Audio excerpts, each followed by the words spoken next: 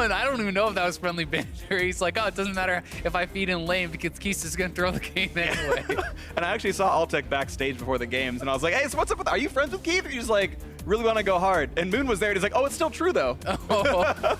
But Altec was like, no, we're good friends. It's okay. I was like, all right, that's fair. But I enjoyed the discussion. I like it. Either way, we are into picks and bans, and top laners being removed. Also, the Rengar of Akaadian gone as well. And we'll see what else comes in. Of course, we are still on 7.5 for this one. Same patch as last week. Balls Rumble going to be taken away, something that it's really been one of the only kind of carried style top laners that he has been playing much this season. Besides that, he pretty much has been on tanks, and you know they may want to target Balls heavily here in the draft, but we're going to have to see where the game plan goes. See what happens. Graves off the table as well, so 2 top laners, 2 junglers right now, and might even be that the Nautilus ban prevents the Mordekaiser bot lane. FlyQuest shooting themselves in the foot. Shen also gone here, really moving tanks from the Looper champion pool, which is interesting because I don't feel like Ball's been playing very well on carry top. I think his best style champion is actually playing the Shen and Nautilus. Well, and I mean, with something like this, it can simply be, if you're not willing to first pick the Shen, and they've already banned out Rumble, which is kind of one of the natural counters to Shen, you don't really want to give that over to Looper because it's extremely powerful as far as moving around the map. And if you cannot dominate Shen in lane, he gets so much out of the split push pressure, the global pressure that he brings to a team. I totally agree. It's definitely strong, but they're actually going to go for the Camille anyway, so unless it's a Phoenix 1 special and it goes into the support role, Balls is going to play a champion that is not supposed to be lane dominant, to be fair, but I guess more of a diver and utility into the late game, but it's still one that feels like a carry top as far as you know, contrasting it with the Shen, the Nautilus, the Maokais of the world. And I think one of the big things about Camille is while she may not have the most dominant of lanes, if she gets going, it's extremely snowbally because you can almost not ever escape this champion. But you're going to give up a lot to first pick Camille with Lulu open.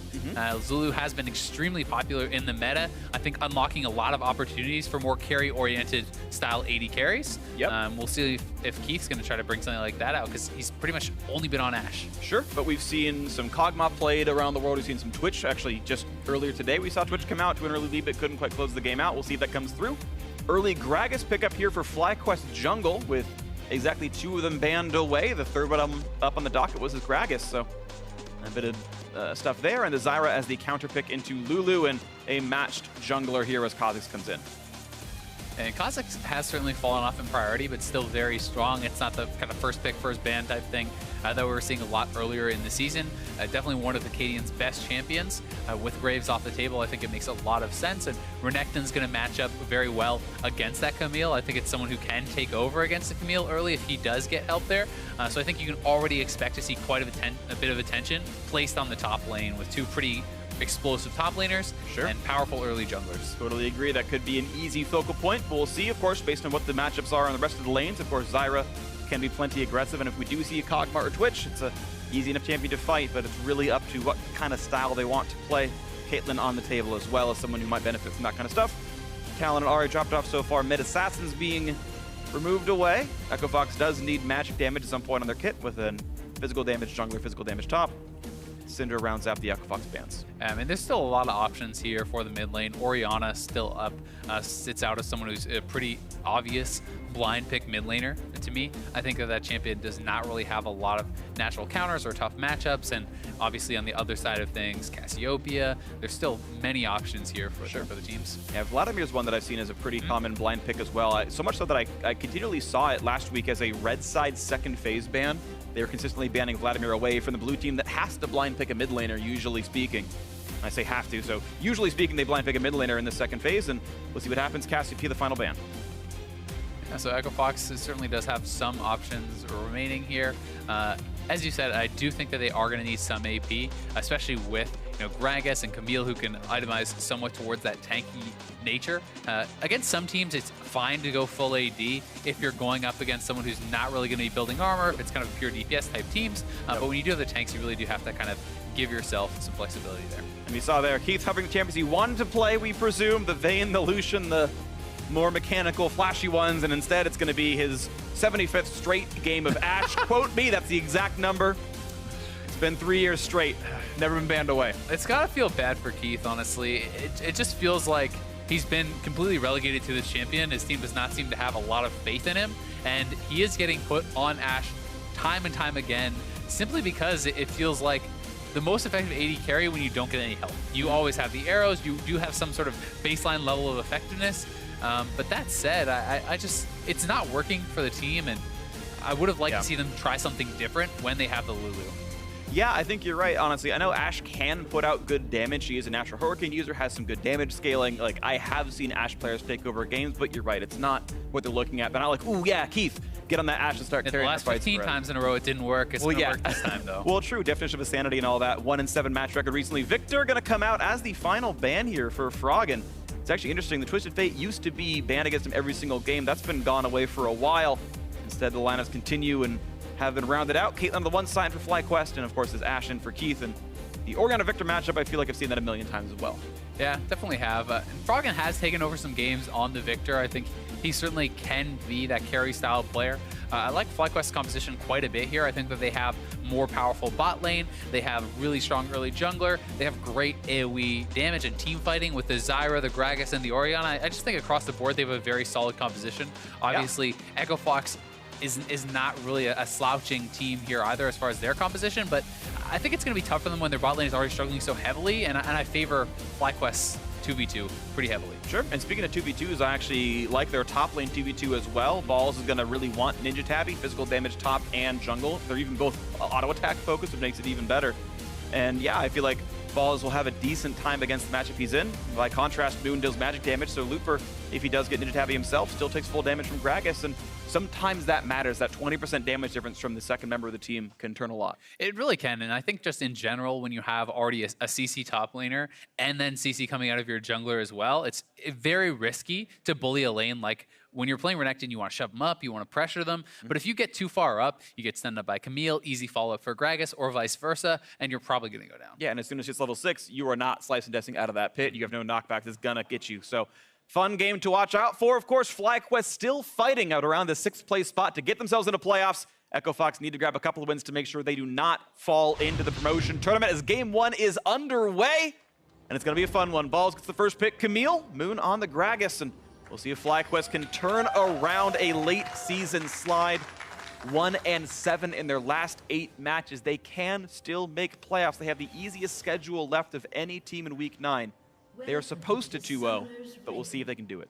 They are, and I mean, I think the schedule is pretty easy, but when you look at their recent record, you know, maybe this is just the level of team that they are, right? Sure. You know, you're looking, okay, yeah, they're a team that's up in the playoffs. They should very easily beat these other teams, but they have the same kind of record within the last 8 games. They've both really been struggling, and, you know, a lot of people have been talking about the struggles of FlyQuest as far as scrims. You know, Dardoch kind of calling out FlyQuest recently, saying that they don't really put forth the effort in scrims, don't take them seriously, and High a couple of weeks ago even saying that, hey, they have the most consistent record, 0% win rate. I know, rough stuff here. At least their match score is better than that, but still a lot of room to go for a team that was challenging for first place at the beginning of the split. It's such a good start. It was Cloud9 white and Cloud9 blue, and now it's actually kind of both those squads that have been having a bit more of a slide, but at this point it's going to come down to the final 2 matches and the potential postseason. And you never know what a team like this could pull off if you can sneak into the playoffs, because I think that one of their strengths is their match planning. They're willing to do some risky strategies, and I think that if you go into a best of 5 with some kind of crazy strategies under your belt, you can certainly upset some teams, take some games away. Yep, we'll see if that happens. We are, of course, into this one as the early jungle leash is going to be a bit different. It's going to be a red buff start, actually, for Akaadian. That is somewhat less typical than the normal Raptor start that we just saw Moon get, and is actually a little bit new as well. I haven't actually really seen Krugs before red much, but this is what Moon's going to go for with this start. And I think both these guys are just looking for some different starts. I mean, Akaadian looking for a level 2 cheesy gank here on Fly. We'll see if they can get it. Leaps in, forcing the flash at a High. All right, that buys him some, you know, it loses him some time, but now it's a summoner spell advantage. Of course, High, no escapes, and he's running Ignite in the mid lane matchup, makes him an easy repeat gank target. And one of the big things to note there is this was not a long camp for Akaadian. Yes, it does take some of his time, but he did not invest a massive amount of time there. And Moon going for a super early base, so he may be trying to throw off his opponents as far as gank timing. I'm not sure if he's going to go back for the red buff or what he's trying to do, but that early base seems a little bit strange because he's actually going to end up behind on camps being farmed here. Yeah, it is strange.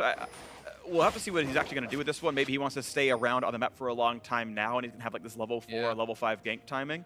Obviously, this is an undisturbed jungle start, so Moon had to have practiced this. He has to believe this is a good start for him. And look, I'm always excited to see new build orders, which is kind of how I consider early jungle pathing, and I trust Moon on it. I just want to see what it comes out. I'm expecting some sort of bot lane gank. Like, that's what would make the most sense to me. If you can get something like that set up, maybe a late timing, but he's already cheating towards topside, so it's not going to be what he's looking for. Level 3 here, and of course, Akaadian halfway all the way. Well, actually, to be fair, Akaadian has just recalled himself now, right? So they've both recalled to base once. Moon's actually already on the map, but granted, Akaadian got to gank once. So saying that Akaadian's behind in jungles is almost unfair to say. And we'll see what it continues on to right now, but you're right.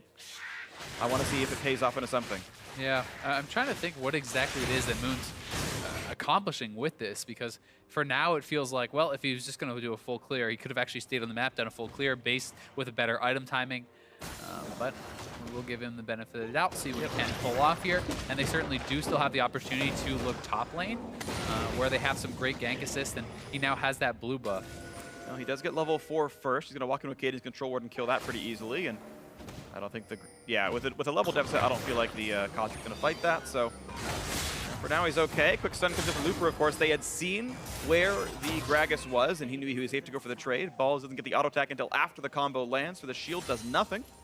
Props to Looper for stunning early to prevent that. Now all in towards Lemonnation. Ignite is on. Plenty of damage output here. Is there going to be a flash follow? Looks like not. Gate a bit injured, and of course the summoner heal up for Altec. There's no chance to kill. And Lemon doesn't have any more pots remaining, so chunking him out like that may end up being worthwhile, but if he doesn't go down, then that you're going to be at a summoner disadvantage here for Echo Fox. And right now, Akaadian looking for another gank here up on top side. If Balls goes aggressive, he could be in a lot of trouble. But Balls should know that Akaadian was seen pretty recently top side in front of Raptors, so I feel like he's supposed to play this one defensively for a little while until that bot lane, or the bot jungle actually respawns, and right now it hasn't so much, so shouldn't be much for Balls. Nice, actually, Luther landed that Q. Barely in range for a little bit of damage. And yeah, the Akaadian gank's not going to do anything. Yeah, either way, I think it's a smart move for Akaadian because Looper wanted to shove in the wave. This way, you're protecting your top laner from any sort of gank that Moon could pull off, potentially set up a counter gank there. So a little bit of a time investment. Obviously, the downside of that is Moon is getting ahead as far as camps taken. He's a little bit up on the experience. He's a full level. He's more than a full level ahead right now. Of course, Akaadian was camping, waiting for the bot jungle to respawn, and he'll get Gromp and he'll get bottom scuttle, but I don't think that reaches level 5 for him, so this is still a long road ahead, and well, for what it's worth, Moon's pathing has seemed to work out for him okay, but a lot of the Akaadian's been not farming for a fair portion of this game. Still level 4.5 to Moon, still 5.5 and back for his next clear. And it does kind of come down to, hey, can you actually get some sort of an advantage off the fact that High is down a flash, right? And with High's flash pretty close to coming back up, it hasn't looked like it. So, you know, if you force that summoner, it's great, but it doesn't actually accomplish anything unless you can follow up and execute on that kill, get yourself an advantage. We'll see if any advantage comes through, but right now it has it, and High's flash, as you had mentioned, coming up very soon. Bot lane has been trading pretty close to equal. I think they're going to look to go here with Froggen at 6, and the flash is still down. They will look for this kill. Lulu's even coming up, so they're going to try a 3-man High. See if they can make it happen. High right now cheating to the top side, and he has Moon near him as well, and they're looking for the Raptor respawn, I guess, and it's just, all right, well, you went to gank, I went to farm. Pretty much the inverse Akaadian right now, and Moon gets to take the Raptors away. He'll walk back to the lane. A long time for this, and it's not going to pay off. It doesn't seem like. Side. Well, nice attempt by Echo Fox. I like the idea, though. You could tell that if you burn the flashlight early, it will still be down when level 6 comes in, right? That was the timing window they're hoping for, but of course it didn't happen, and now we're going to see a red buff steal. And I think that FlyQuest actually played very intelligently around this. You could see High cheating to the top side, whereas Jungler was in this kind of moment of weakness right before his summoner came back up. Then they rotate Balls down just in case there is a 3-man gank. They would have 3 members there to answer it. Now that his members are gone, he's kind of cheating away. He's moving outside of lane. So I think High is playing very well around the summoner disadvantage, and it's right back up now. Looper's coming in, level advantage, a lot of damage out from Moon. Whoa, he misplayed it! He didn't explosive cast him far enough. High thought he was going to come in. The first blood not going to come through to Looper, though. Dangerously close now. Froggen on the chase, but he is in a 1v3. Ulti's in, looks for Balls. Not going to be the easiest to kill off Camille as they flash forward into this one. The ulti's in, they can't get the damage, and Balls donates first blood over to Froggen. I think he could have run away with it. And instead, one kill comes through to Echo Fox inside their own jungle. Oh, that was very poorly executed there from FlyQuest. It should have been an easy first blood, but whether Hai was expecting the ultimate to knock him back into the shockwave, or he thought his ball was already on Moon. There was definitely some mistakes there, and they end up giving over a kill. Plus, all the flashes of FlyQuest topside are now down. Let's watch this one more time. There is the ultimate. Yeah, okay, that's exactly what it was. He did not knock him. He knocked him right into the wall instead of over to the side a little bit. So Hai was trying to time that ultimate to be right out of the Gragas cask, and then sticking around here a little bit too long as... Balls just says YOLO. And yeah, I mean, Balls wanted to pick up the kill, but you have to give the respect that Looper is going to be there, that Akaadian is still going to be hanging around. Yeah, so definitely gives up his life for that one. He tried, but it's not going to work.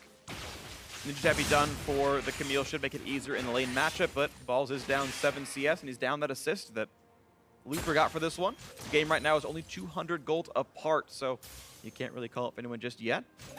Bot lane has been pretty equal. We are going to see the Blade of the Rivington Ashe build. Sneaky had said he hasn't really seen it very much, but got to be interesting to watch for. And I'll be interested to see if he actually does go for the Black Cleaver second, as that has been the Korean build. Right. Is the Blade of the Rune King into that Black Cleaver. Not something we've really been seeing in North America, but something that seems to have developed a lot of popularity in the LCK for both Ashe and Lucian. Yep, absolutely. It's definitely been a good early item, and it scales with the game already. Lifesteal % health damage always nice. Bot lane fight coming in. Gate gonna be knocked up. Here's the Q across. He chooses not to flash and doesn't need to. Despite level 6 coming in first for FlyQuest, Gate survives the encounter. Well played by him. Lemon actually didn't use his Ignite there, and had he just thrown down the Ignite, yeah, I think he actually gets the kill or forces the flash, you know, depending on how Gate plays it. But definitely should have thrown down the Ignite. If you're willing to commit the full ultimate combo on fifth support, you drop your Ignite for sure. I definitely agree with you on that one. Maybe missed by elimination, giving that one away, but that's the way it is. Speaking of advantages, though, you got a pretty solid one. Froggen, 100 CS at 9 minutes 45, and he's more than 20 ahead of Hai right now, so props to Froggen. Some of that probably Hai having to play defensively because of his flash being down. I assume that's some part of it, but you can see the gold difference is 800 thanks to the farm and the kill lead, so who's surprised? Akaadian looked for early ganks in the mid lane. Didn't get first blood this time, that's a new one, but Froggen has a massive gold lead, and it looks like it's going to be on him to carry. And that's kind of the trade-off, right? So Akaadian is behind on gold because of his more aggressive pathing. You know, he spent more time looking for ganks, but he got his mid laner that gold advantage. So it kind of just comes down to where do you prioritize that going? And with the kill on Froggen as well, I think that can set Viktor off to the races, because this is a champion that can hard carry games. Definitely agree. We'll see if Froggen can do it here. Right now, Moon's going to be pushed away, trying to play for some of the ward control. Still does hold that level lead over Akaadian on the individual matchup. Otherwise, this game fairly close. One level lead for Froggen, one level lead for Lemonnation. We wait around in the mid game. Akaadian and Gate are going to combo up for the Cloud Drake. Should be pretty easy to grab this for themselves. Froggen also with priority on mid, it seems, able to walk down and even keep able to do it. So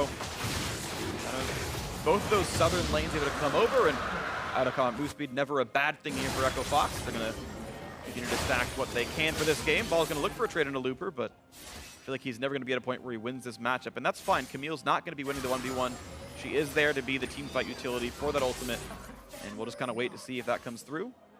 And I think that you still can eventually win the 1v1, potentially later on, you know, once you've completed things like a Triforce. But if you look at Ball's inventory, it's not exactly the most impressive components that he has stacked up for himself here. Yep. You know, once you have the Sheen, once you have the Triforce for the true damage, with that Triforce proc, you can actually become pretty strong. A little bit of damage there on the Looper, but you're right, it's going to be a long way to go. Balls right now, his inventory is basically just his legs, a couple of swords. And right now, they're not very sharp. Got one for each foot. Yeah, exactly, right? That's going to work out for him. Looper, meanwhile, a hammer and 2 swords to go with his bat lift, and he'll be all right. Moon's still just playing the farm game, and it is generally a fairly slow early game, as Akaadian hasn't found too many of those openings, but now we have the roams coming in. Gate heading to the top side, the Ashe played by Keith coming as well. 4 people top side. Quick control ward comes down, and they reveal their intentions, and it's going to be FlyQuest to get it first anyway. They're just pushing faster, and that's going to happen with Caitlyn plus the Zyra. First turret gold going to go through solo to Altec, 650 gold on him. The best play that Echo Fox had was trying to answer that back. They will trade the turret. It would just be down that 300 individual gold, and keep in mind the push is still faster from FlyQuest. And I think that it's not only about the fact that they got the first turret, but they actually funnel the gold into a better person. I think getting all that bonus gold on one player is more effective. Getting that 650 gold on Caitlyn, this is what they've got for themselves with this winning 2v2. And but if both teams continue, this is just even better for FlyQuest because they have more minions left They're faster on the push. This is not a push that Echo Fox can continue. They can actually get some damage down on this inhibitor turret. I think they're going to go for that right now. Of course, again, as you mentioned, the minion wave is bigger, and they've been a little bit faster on the play, so they're able to push us in first. They deny the wave under turret. Of course, that was already done by FlyQuest. Looks like these are both going to be kind of bouncing back as they stand. They'll basically equal, and Echo Fox, actually, in the wake of all the top lane push, are going to get themselves this early Rift Herald. And that's actually going to help Looper quite a bit. You can see individually, he's already up 700 gold over Balls, and it's going to be even worse for the FlyQuest top laner with this Rift Herald buff. Looper has had mediocre performances this year.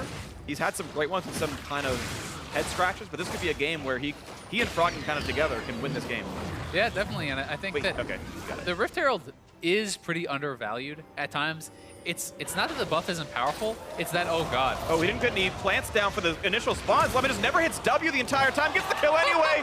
The Ignite is on despite the flash. Looper, well, head scratch moment, that's one right there. Solo kill, the one and only FlyQuest's support. I think he was caught shopping there. Just not really paying attention to his character. Lemon just simply walks up and is able to take him out. A little bit of an embarrassing moment is that's probably going to cost him the top lane turret.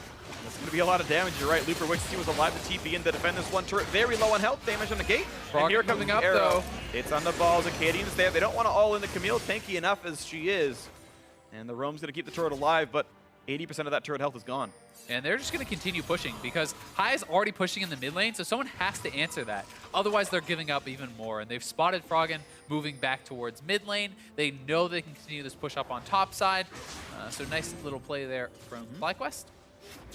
Here comes the resume, and with arrow down, not much of a chance. The threat of plants keep him off the turret, and there we go. 3-2 in turrets. FlyQuest do continue to use this Caitlyn as a battering ram. You expect them to win the matchup based on champions, based on player skill. And FlyQuest right now have basically gotten first turret gold because of it, and then unanswered top lane outer turret because of it, using that Caitlyn advantage, using Altec. The one lane that's actually winning, by the way. The only lane that's winning. Whereas Echo Fox have Looper who's ahead and Froggen who's ahead, and yet it's FlyQuest with their one ahead member actually using that to get advantages. Yeah, it's a very significant advantage. And anytime you can take Caitlyn and move her around the map, have her pushing turrets, have her not really fighting players, but kind of just fighting turrets in the early stages, and get her to that 2-3 item stage very quickly, you're going to be super, super happy. Because I think that Caitlyn on 2 items is such a powerful team fighter, and at 3 items, you really can take over a game.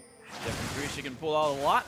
I think she scales quite well. And in my mind, actually, my opinion of sort of Caitlyn's pushing power is like this is kind of her best situation where you've got a lot of raw AD and you've not kind of gotten a crit just yet because you sort of transition from like an early game poke spellcaster into more of an auto attacker. And it's like at 50 crit, you finally get good. But for the next 5 minutes, it feels awkward to me as a Caitlyn player. And we'll see what else can happen, of course, as Keith kind of pushes forward. Ruin King done means a power spike's in for him.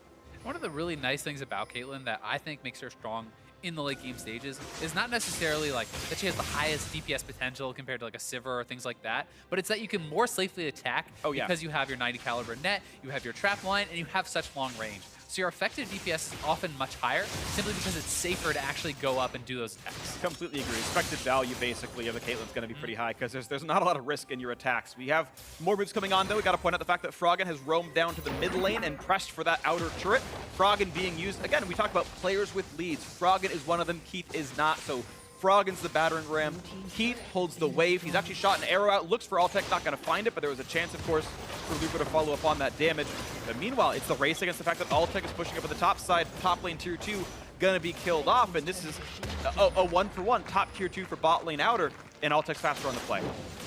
It feels like a bit of a bizarre handshake to me from Echo Fox, because I think that having the Camille just kind of scaling and pre-farming and having the Caitlyn scaling and pre-farming is more advantageous than getting the same for the Renekton and the Ashe. So to me, it's to make this exchange where you're just agreeing to trade turrets all the time is more advantageous for the FlyQuest team. The one caveat I will say to that, and I agree with you in general, turret for turret and the farm for farm the way it is. Well, and Ball's running away. Froggen does have flash, goes for the Q. He's quick, he's looking for it, he's not oh, he does get it actually. The laser comes through, nicely done by Froggen. Gets his beat and gets into that one. But of course, mid lane outer has been killed and FlyQuest still pushing much faster. I mean, this is 5 turrets in 17 minutes. FlyQuest is just taking almost all these turrets essentially unopposed. It feels like Echo Fox has not been able to mount much of a defense. They do get the kill on the bot side, which will get them a little bit of pressure down there and perhaps make FlyQuest back off. But we're not even 20 minutes into the game. There's only one outer turret still standing for Echo Fox. Yeah, and you can see the 4v4 for FlyQuest was better. Their weakest member versus the strongest of Echo Fox, and yeah, it's a good kill for Froggen. Yeah, Froggen very strong at this point. Balls has no magic resist, able to commit the flash, does take him down. So pretty aggressive, well played there by Froggen. But you're right, I think the map is kind of opening up for FlyQuest. You can see their gold lead right now, 1,300. But I do want to give one caveat, which is that Echo Fox have taken the non-gold neutral objectives. Looper on your screen has Rift Herald buff, double Cloud Drake, Internet loves to malign. I think it's still very strong. Echo Fox gonna have some strength with his extra move speed, and there's these non-gold advantages that Echo Fox can use. And to be fair, this close in gold for being up 3 non-gold neutrals, I feel like on a general level, I feel like I would rather have Echo Fox. If you ignore team comps, like I'd rather have 2 Drakes and Rift Herald than 1,500 gold. And I would certainly agree with you if I was ignoring team comps, but Lemon make it pick up, nice shot. Ooh, wow, the burst is there. Moon doesn't need the ulti, but the chase is on. Looper gets the stun, gets the kill, picks up a 1-for-1, but he's in dangerous territory, gets kicked off and trades his life, and there's the ulti in on Froggen. No way out of the hexagon here for this one, but he's got the shield, he's got the damage, and Balls gonna give up his life for that one. Froggen finding his 3rd kill of the game, 100% KP, and Echo Fox able to make this fight a 2-for-2. And nicely played on the tail end there from Echo Fox. I don't think Balls really should have been chasing that far in. His team was not in position to actually support him. Yeah. They did get a very quick pick onto Gate, but Moon committed his ultimate when Gate was already dead, and then High was already kind of low and pushed back. They did not have actually the extra resources to push forward for that kill. Yeah, I agree. It's 2 deaths in a row now. Well, not in a row, but 2 deaths that Balls has had by saying, I'm going to go in on Froggen. Ooh, he has more damage than I expect, because he's building armor for the matchup he's got, gets practically true damage done by Froggen and gets pushed around, and it's twice he's misjudged the damage of it, to be honest. And you can kind of see that Balls not on tanks, honestly not convinced. Part of the reason they've been having this late split drop. We can watch this fight again. Yeah, and the initial pick, I think, is great from FlyQuest. It's the initiation coming out from Echo Fox, but then the shockwave into the body slam. The ultimate being commit there is a little bit extra. It's understandable, though, that Moon wasn't sure he was going to go down. And I think that Looper, that's not a dive you really want to make, because although he does trade a kill, you're trading the support for the solo laner. And here's where I think the initiation is fine from Balls, but his team is not actually in position to back him up. Yeah. So you can't go for that if your team is not there to follow up. I mean, if all 4 of the members still alive are right in position, I think you win that fight, but they were not. Yeah, I agree with you. And one thing I want to point out, though, is props to Froggen. Or shout out to Froggen, as the week was, last week's phrase was. He actually didn't burn ulti onto Balls. He put it on the High and said, High, you can't follow up. We have enough damage to kill off the diver. I'm going to zone out the back line. That is a clarity of execution that many players don't have, and I wanted to make sure I gave Froggen props for. Part of the reason he even lived was zoning out the back line by himself and letting the team follow up on the front line. Completely, and that's one of the things that Viktor can do, which is really powerful. Even without the ultimate, your laser is extremely threatening, and the amount of burst that he's going to have, even single target now with the Sheen building towards the Lich Bane, is going to be massive. At this point, when you complete the Lich Bane, a 3-0 Viktor, if you ever get up onto this Caitlyn, yes, it is a powerful team fighter, but you still have 1 time. You will die very quick with 1 round of spells, I think. Absolutely. We'll see what happens here in this one. The game only 1,000 apart, but the mid lane siege is in. Altec traps off the left side flank. Here comes the damage on the turret. About 100 per hit. As they try to wear it down, Gate knows he can't come through this one easily, unless he wants to eat a cupcake, which, to be fair, is based on his skin, maybe he wants to. And just the disengage as the reinforcements have come. The siege will be delayed for now. Akaadian gets a nice blue, and actually, I believe he took it? Yeah, he meant to give that over to Froggen, did end up taking that over. Accidental steal, unlucky there. See? Moon realizes his jungle's gone. Does have a Gromp to kill, but it's complete fog of war. He can't really go for that. And Froggen back to playing around the mid lane bush. This is one of, I think, Froggen's trademark moves. When he's on a Nivy, he's always going for these sorts of picks, and it feels like almost every game, Froggen is able to get control of these side lane bushes and create a pick at some point in the game. I really do think he is very intelligent when playing around. Let's see what they can grab for themselves. Because Froggen is the lead right now. He's the one to watch for. Echo Fox is going to win, which, if you look at the lineup on paper, you think that's pretty likely to be about him. And in this game so far, it has been. We'll see if they can keep pushing in with this. Arrow's going to land onto High. That could be a really good pick. The burst damage is there, and there's the kill picked up. Akaadian gets his first kill of the game. And nicely done. Keith, they put him on the Ashe this time around. At least it's working for that regard. He's got 3 assists. Those arrows at least 2 of them have resulted directly in kills for his team. Yeah, great arrow, and with this mid lane turret this low, I definitely think FlyQuest needs to back off. We have Looper in position to look for a flank if they stay around to actually fight it, and they may just try to set up a dive because Balls is not here. 5 Yeah, here they go. Then here comes Looper, here comes the dive, they find Moon, they find Lemonnation. Both have cast them by a lot of time. The first kill comes through. Looper onto the turret, makes sure they can go for the next, but Keith pulls aggro, and they've got to block the snipe, and they do so. The 1-for-0, though, they might get the comeback onto Looper, forcing him to flash away. He stays alive. And Balls is pushing topside at the same time. He's trying to shove this in. We'll see if he can get anything more. He's going for the inhibitor turret. Well, he's got Triforce, and that Q's going to be a lot of damage, so it will be... Yeah, a lot of health off right now. Ashe has recall, but you can see the damage up at Balls. Able to play the split push game, and this has worked for him, actually. Turret destruction, name of the game. Able to answer an inhibitor turret for that kill. I don't think he's long for the world anymore. Doesn't have a way out, not a chance anymore, but it is 3 straight Drakes. Akaadian gets his 3rd, and all said and done, 3 kills and a Drake for a turret. I still side with Echo Fox. Yeah, certainly do. And I think that was very well played by them, getting the initial pick and then forcing the play around there. And FlyQuest, I think, did not really play safe enough, knowing that their top laner still didn't have his TP for a little bit of time and not seeing the Renekton on the map. You have to kind of expect that they are going to look for one of those plays, even with a pretty solid disengage from Moon.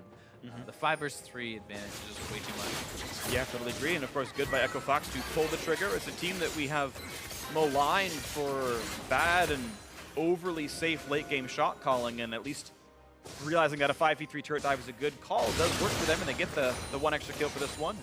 The question to me is going to be, can you actually make that inhibitor turret pay off by getting Balls into a position where he's winning the one-on-one and either draws pressure or takes that inhibitor turret? And because he has had a pretty bad start to the game, 0-4, down 50 plus CS, he's not probably at that stage just yet. But if he can get there and 1v1 Looper, that gives them a win condition for Looper. Speaking of win conditions, though, the arrow comes in again. And this one just silly by Moon, though, kind of wave clearing by himself with nothing to play for, just eats an arrow to the face, goes down, and they are going to look towards Baron. I think they could just start it up and try to bait FlyQuest in.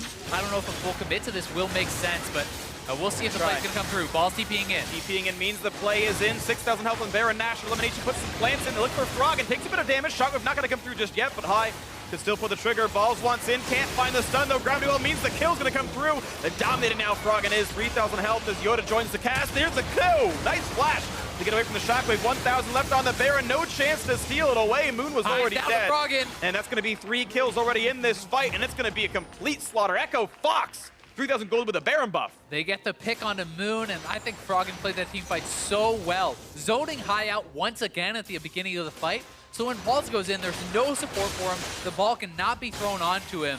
And they're going to be able to get a lot off of this. With the Baron buff, a couple members still down. We'll see how much gold they can rack up.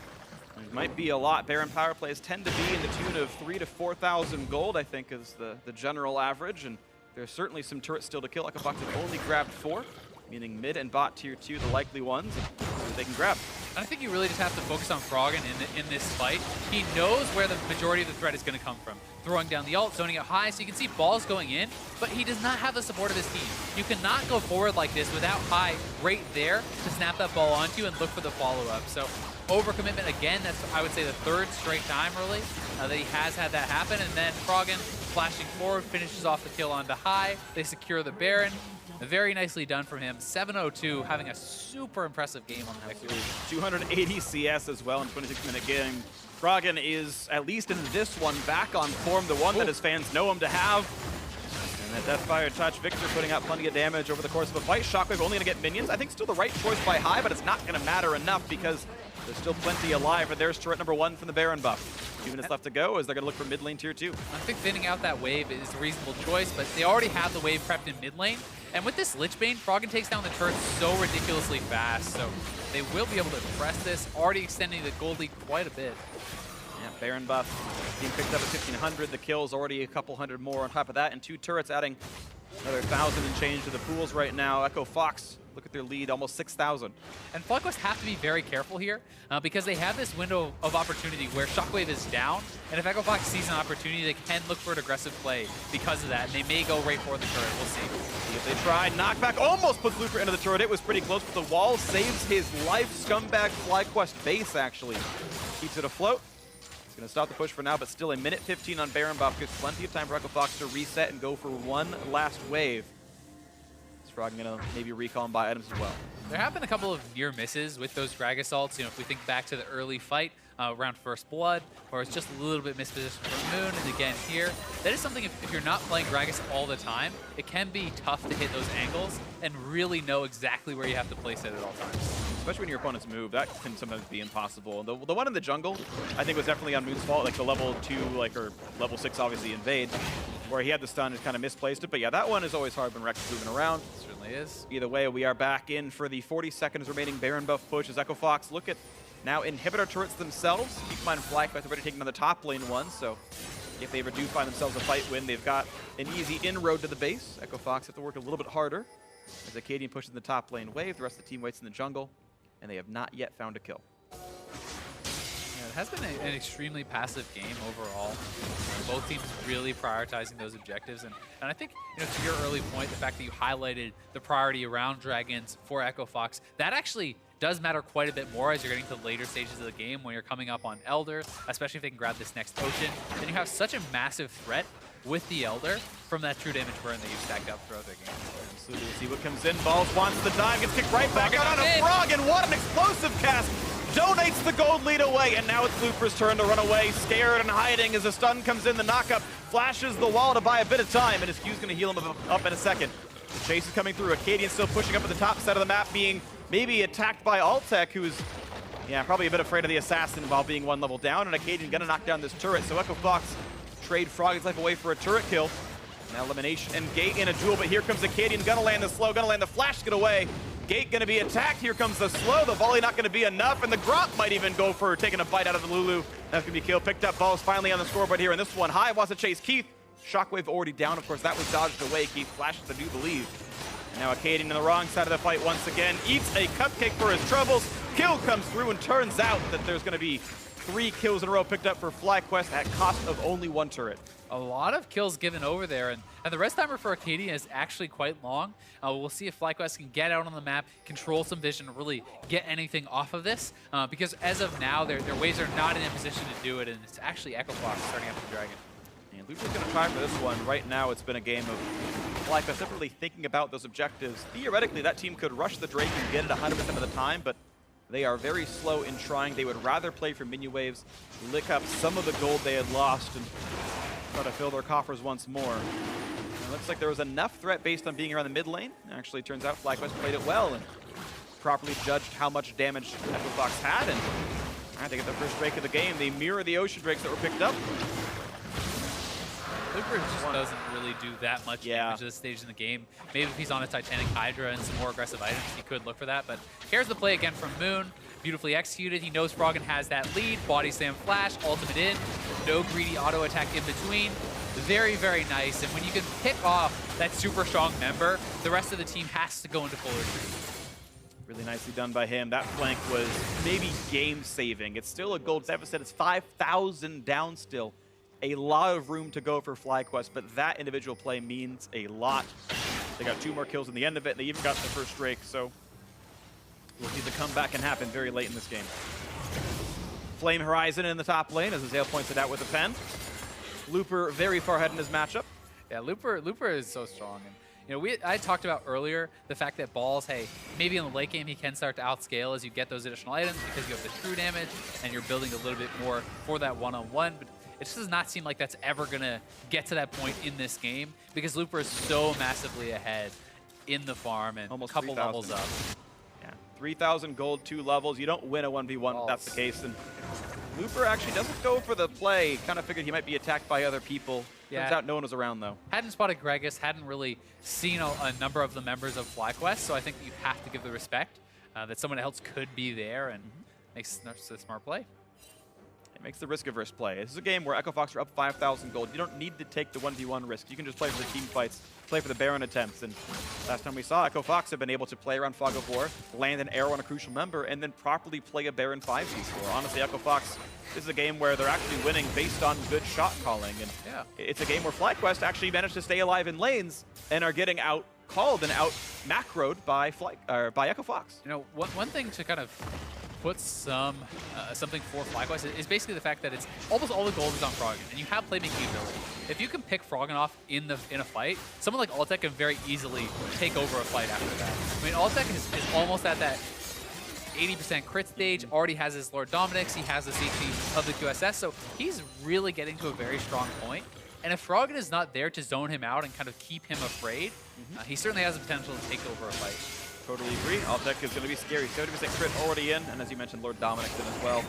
Pretty close to Locket Lemonnation, double null magic mantle. He has roughly the ages combined, and Locket's not far after that one. That will also help quite a bit against the Viktor, piloted by Froggen. But of course, Locket. Arrow. They might look for Lemon.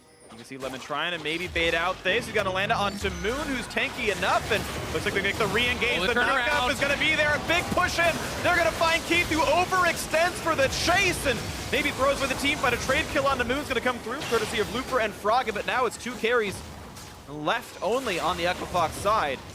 Disengaged for now, 4v4. Watch out for the ball, though. High looking for the play. You can see Froggen steering clear, once again putting it in the front of the team. I can't find a good shot just yet. 4v4 waiting for Moon to respawn. FlyQuest can push up mid though, and that's what they're going to do. So Echo Fox has kind of put themselves in between a rock and a hard place. They either have to start the Baron, or just sacrifice it completely now. I think their only option is to start the Baron, as Altec is already on the inhibitor. But a 3v4 Baron is a pretty easy stop, actually. FlyQuest playing this situation as well as they could have with the limited vision they had. And Echo Fox went for risky play. It backfired. They're going to lose out on this. They just need to stop the bases now. They actually do stop the bases there to get some kills. And it's going to be Gate going down. Froggen as well, stuck inside the ultimatum. And one more is going to be picked up. Yeah, they got the trade in a high, but it's still advantage. FlyQuest Balls finally getting a dive that's working out for him. In the duel against Akaadian, he's running out of health pretty rapidly. Akaadian, though, has to be careful. Elimination. Oh, nice. The snipe's going to come through. Nicely done. The double kill in for Balls. And the game almost back to tied. And Moon is back up. There's 3 members down for Echo Fox. They can take this Baron now. Balls may TP back in for it. There's also 2 exposed inhibitors. Yeah. I think they're going to start it up.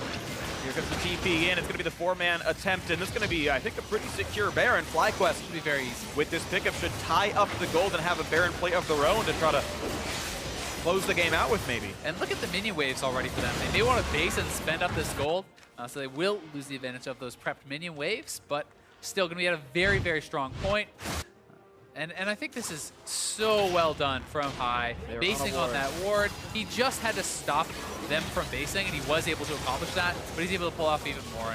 And Balls being pretty effective in the later stages of the game, showcasing that Camille mobility, and it is finally kind of getting involved in a good way for FlyQuest. Totally agree, and then just the re-engage right there. It's like, okay, I'm in range, I'll go for the snipe. All in the stun, and they got that one kill through. 9-kill Viktor. Unfortunately, if you eat a shockwave to start a fight, or you eat explosive catch to start a fight, you don't get to do much. And that's what's been happening right now. Froggen needing to stay alive. And that's part of the problem when it's feeling a bit like a one-threat team. You know, Keith has not been able to be super effective in the actual fights. He's landed some great arrows, but he has not been a massive team fight threat. And I don't really see Akaadian being able to get in there very safely and take out the backline. So much of it is on Froggen, and FlyQuest is kind of using that against them. They have Gragas who can lock him down. They have Camille who can lock him down. They're kind of really focusing on him. Here we go, the push in on towards Moon. Arrow lands in the tank, but Looper actually running out of health pretty rapidly. Akaadian cannot find the flank just yet. Looper healed up. Guardian Angel popped. They're going to keep chasing on the Moon. Balls still split pushing. This is a 5v4 team fight right now. They once again find Looper. He's tanky enough to get away with it, though. And now Akaadian going to have to jump away. Comes close to dying, to be honest. And that's bottom inhibitor dead already. The ball split push has been working out. Yeah, and then just push in now. I think this is an easy 3 inhibitors. They can move around, take them all. There's no GA on Looper. Their ultimate is down. Their flash is down. No ultimate on Froggen. I don't know how they can actually fight back against this. It's going to be tough. Seems unlikely. Echo Fox going to lose their 3rd inhibitor in about a 5-second window right now. So the minion's going to start flooding in soon. There's a minute and 40 seconds left on Baron buff. It's easy reset into a push with 1,000,000 super minions. Yeah, I think that FlyQuest may want to go set up around the Elder, because that seems like kind of last hope here for Echo Fox, but we'll see if they're going to move for that or just try to go for the end of the game, because Echo Fox is surely going to try to rush this down. They're going to rush Drake, and there's not a TP up for Balls right now, and 2 of them have already recalled. The bot lane's not here, so a potential 5v4 if Echo Fox can swindle it. It's very unlikely, but this is a moment that has to work well. Balls pushing the base right now, by the way. He's got minions coming in. Balls needs to catch the wave, though. He forgot where the minion wave was. High pushed it in. And so Balls on the minimap is looking for the game-ending play in the mid lane. Echo Fox still stuck inside their base. They've got to realize they will instantly lose the game if they get stuck outside the base like this. Balls is pushing onto the Nexus. Echo Fox trying to make this happen 5v4. Balls still trying to close the game out with this one. The turret's about to be under fire. So here comes the play that could just end the game outright. No one is recalling it for Echo Fox. They've got to realize this. It's actually Froggen who comes back, so he can keep the base alive. That will happen, but now Balls is on the flank to win a 5v4 and find an engage. Oh, he's actually looking for the 1-on-1 against Froggen. We'll see if he can pull it off. And it's going to be pretty difficult. Gets stunned back in. Of course, he's got Guardian Angel, but he's keeping Froggen out of the fight, which means something, of course. And it's not even close between those two, but the 4v4 still works for FlyQuest. Balls.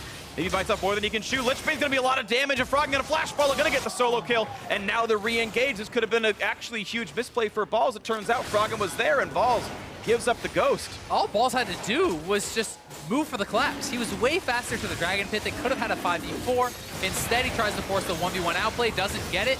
And now, FlyQuest in the slam spot. Flash, can't get the explosive casket, was down right now. It's going to be a bit of redemption heal as Echo Fox look for the play. The base is still dying, though. Of course, keep in mind, Froggen has to keep that alive against the inhibs, and 2 kills have been picked up already.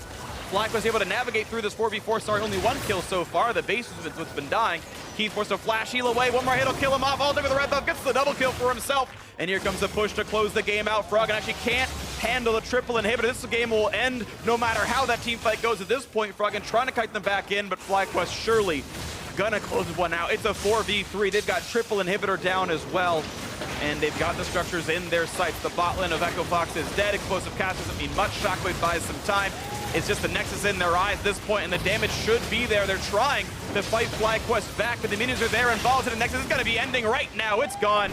Balls got the TP, got the game-winning call, and the Nexus is dead. Game 1, a rowdy one, but a win for FlyQuest.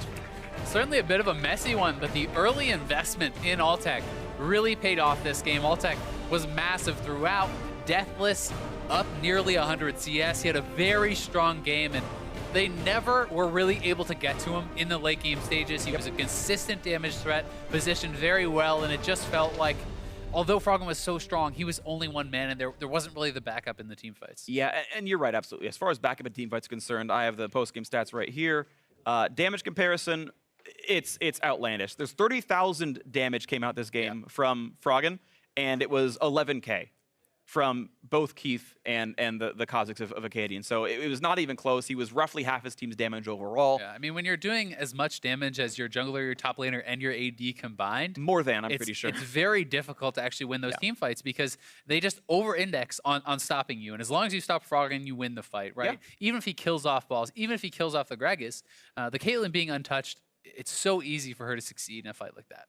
Absolutely the case. And it's kind of worth pointing out, though, that really none of these fights were won by FlyQuest in like a heads-up 5-on-5, let's clash. All the team fights they won were a sweet flank, a nice shockwave, something atypical, unusual, something that was, it required some level of outplay. One of them was a picture-perfect moon flank where he came around where there were no wards. That was beautiful. The body slam flash explosive cast was like necessary to have a chance in that game. The second time around that they won a fight, they were just recalling on a ward and high stuck a shockwave in. But those mistakes don't happen, or those outplays don't happen. And this game looked like it was going to be Echo Fox's based on how it was going. But hey, a win is a win. Of course, congratulations. FlyQuest did make it happen. Sloppy as it was, they did get the win. So let's throw it down to our analysts and see what they make of that one. Thank you very much, Freak. I have to agree with what he said there right at the end. That day of comebacks. Yes, exactly. It's the day of comebacks, and Echo Fox in this situation had control of the game, had every opportunity to win, and we'll get to some of the mistakes that ultimately, resulted in the loss here for them. Before we get to that, though, let's take a look at Champ Select just so we kind of have a picture of what both teams are equipped with. The first thing I notice is the Camille in the top lane. And although they do get the win this time around, we have to take note of Ball's performance on this champion across all of the games that he's played this split. Has never looked too great on it. Yeah, as soon as you see it locked in, you get a little bit worried because FlyQuest haven't done that well with Balls on a split pusher. Right. And you can see a lot of his tendencies are still in the tank mindset where he's just jumping in, charging ahead. And this time, it did cost him in the early game in the skirmish in the jungle. He died there. It cost him a couple times in team fights where he jumped the gun and went in a little bit far, and he's a squishier Camille. As you can see here, no one goes thirsty at the North American LCS. Anyway, sorry to derail that entire conversation, Kobe. Back to Balls on Camille. and the rest of the team as well. There were a decent amount of individual mistakes, but what really brought it together for FlyQuest was, again, a focused game plan.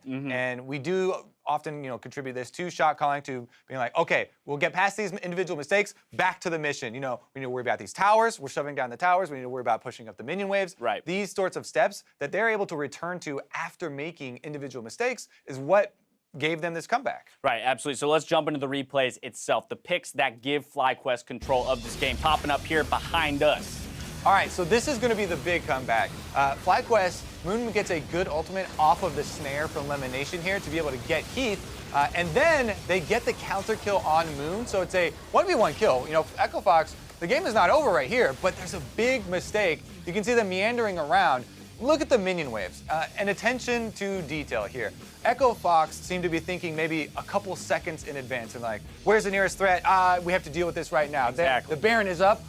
Enemy team is right here. And so they move back into the river here. However, you're giving away control of this mid lane where minions have already taken the turret, and that's a much easier threat. You're not going to start a 4v4 Baron and get a lot out of that at this point. Right. Even though the Ashe is dead, there are ways for both teams to check vision here, and you're not going to force something. Minions, super easy to go for, and FlyQuest right up the middle. Yeah, and we'll roll this out. You can see how the play unfolds. Basically, FlyQuest, shot caller at the wheel here decides, okay, great. Even though we don't have our jungler, we'll send one person to go for turret, while the members that still have ultimate in the Orianna can defend easily in a 3v4 scenario. Exactly. Orianna is so good at checking inside there. Zyra can throw out a lot of harassment at range as well. And FlyQuest make a very easy and calculated call, thinking a couple steps ahead of pushing up the middle, stopping the backs very easily. And Echo Fox are meanwhile we can't do Baron. Oh no, they got us with a scrying orb. Well, I guess they all recall in sporadic areas. And it went from, poor setup to worse and worse and worse as they're trying to freak out and deal with the situation at hand. Planning goes a very long way. Right, and it kind of mirrors Series 1 of the evening, right? Where Dignitas had control of the game. They build good leads, but then you start to see, them start to fall apart in that mid game where they have to make, decisions that will have effect for the next 3 to 4 minutes in the game. Again, when you're laning, you make a poor decision. Okay, in that moment, you might have a disadvantage. But once you get past that 15, 20, 25-minute mark, any poor decision results in 5 minutes of negativity. And you get a little scared, too. Even though FlyQuest had 3 inhibitors there or something, and Balls makes the choice to try and 1v1 Froggen up there. Kobe, that hurt you're like, and then they still bring it back, so. Exactly, yeah. And that's the thing, is we cannot ignore the individual mistakes from FlyQuest, especially when we look at them as compared to the better teams in the league, right? The ones that they had been dropping games to here in the second half of the split. If you're looking towards playoff, I definitely wouldn't say that I'd be happy with this win from FlyQuest, because we need to eliminate those individual mistakes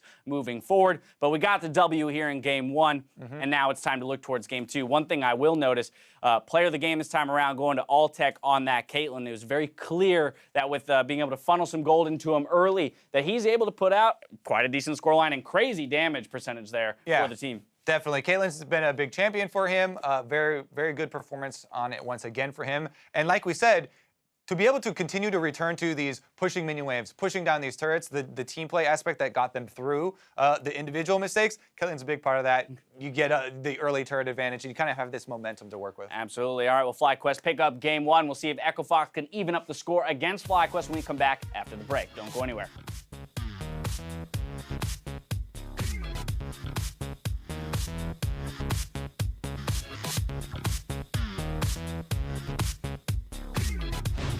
I'm going. Okay. I'm shielding you. You're good? No Viktor, no Viktor. Go. I'm low. They're chunk. Johnny, you can go. I need vision. I'm looking to go. Yep. Chase. I can TP in 30. I can shield you. I spot you. Viktor's go, still go, on go. base. You can end. They're losing the... Flash forward. I have Viktor's... speed in 3. Speed. 3-2. I spot you. Speed me. Keep going. We end this game, okay? Yeah. Play together.